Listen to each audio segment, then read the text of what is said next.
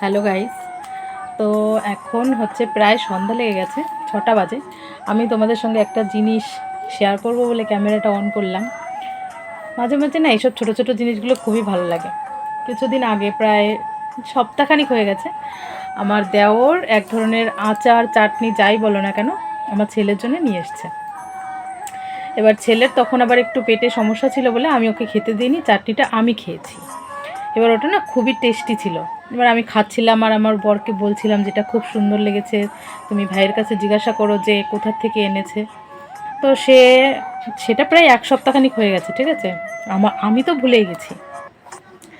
আজকে বাজারে গেছিলো, সেই দোকান খুঁজে খুঁজে ভাইয়ের কাছ থেকে শুনে আমার জন্য সেই চাটনি বা আচার যেটাই বলো না কেন আমার জন্য নিয়ে এসছে। চলো দেখাই কতগুলো এনেছে। এই দেখো, বিশ্বাস করো এত টেস্ট এত টেস্ট, এটা খেলে তোমাদের আর কিচ্ছু খেতে ইচ্ছা করবে না। তেঁতুল দিয়ে বানানো। তো দুটো ফ্লেভার আছে, একটা ঝাল একটা মিষ্টি।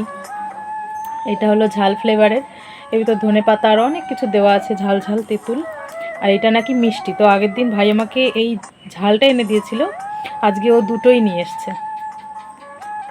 তো আমার খুবই ভালো লাগছে, এখন আমি এগুলোকে খাবো। একবারে খাবো না, আজকে খাবো কালকে খাবো এরকম করে খাবো। তো কার কার বর এরকম তোমাদের কথা মনে রেখে তোমাদের জন্য এই ছোটো ছোটো জিনিসগুলো করে, আমাকে একটু কমেন্ট করে জানিও। আমার তো খুবই ভালো লাগে। থ্যাংক ইউ বর।